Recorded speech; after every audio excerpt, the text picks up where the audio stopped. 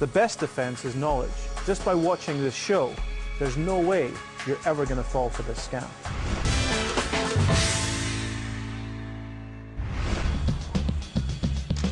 Origami is the ancient Japanese art of paper folding, and Paul's been busy learning how to master it. But as Paul's a hustler, you know he's going to use his newly acquired skill to con people out of their money. And he'll do this by selling you a turkey. Welcome to the Origami Scam. This has always been one of my favorite scams. In 1988, while I was in the army, I took a trip to London, where I saw an old guy sitting on the floor on a blanket, folding origami out of other people's money. They would give him a £10 note, he would fold it, give it back to them, and they would pay him a couple of pounds for the privilege. But he was actually stealing their money, and he was doing it in a very, very clever way.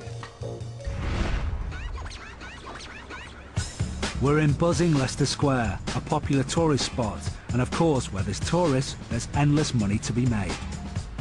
Every visitor wants to take home a memento, and here they are spoilt for choice. Paul sets up his unique souvenir of origami money.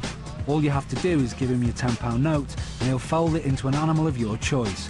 It's a great souvenir or gift for a friend, and he only charges £2 for his time. It's not long before his first customer comes along. Yeah. Can I get one done for myself like this, you know? Like yeah. I could make one. Yeah, you fancy a memento or a souvenir? Yeah, like more like a souvenir. Yeah, sure. Some choices here. You can have a crane. Yeah. You can have one of these, which is this is a rooster, or you can have a butterfly. Kind of like the turkey. The turkey? Let's call it a rooster. Note? Yeah, you got a £10 note there? Yeah, there we go. How much is it to do? £2. Just like that. Takes a couple of minutes. So how long do you take it to learn this?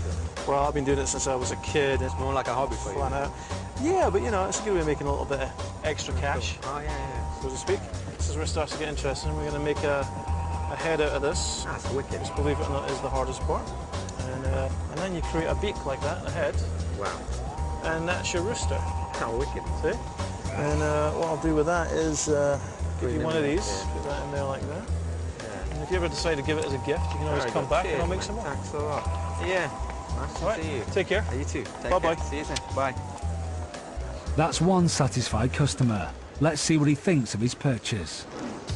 Oh, no, I just went around and saw this guy doing origami, and he made me a turkey, like, out of £10.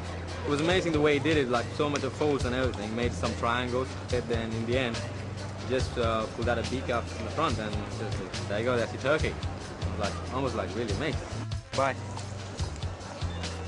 Of course, Paul's been up to something, but what is it? It's time to let the truth unfold.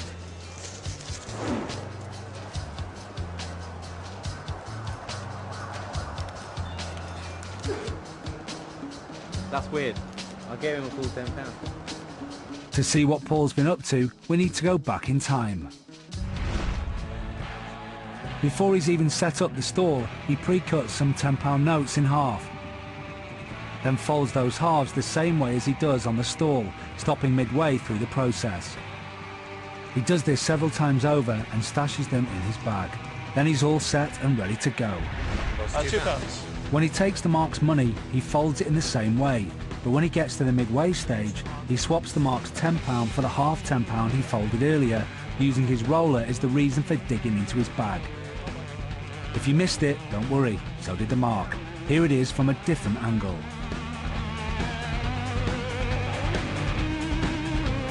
So actually, this man has handed over £12 for a useless half a £10 note, giving Paul a profit of £7.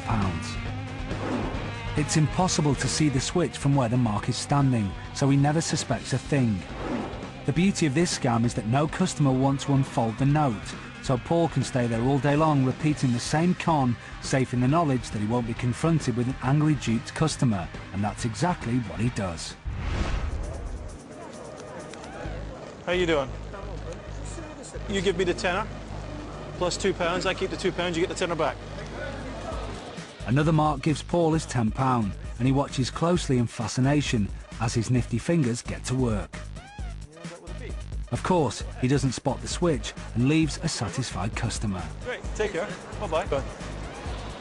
How are you? I'm very good. How are you doing? Not bad. You ever seen origami before? Pounds. Paul manages to entice some more tourists, and they happily hand him their money. Here, there. All right. If you just get the pounds out a little bit. I think we're gonna jobs. And... All right. Well, thank you very much. Well, thank you, guys. That was nice. There is literally an endless supply of tourists looking to spend their money, and Paul is happy to take it all. So, that'll bring you good luck. Thank you. Nice to meet you. Thank you. Bye-bye. Let's see what they make of their experience and their new purchase.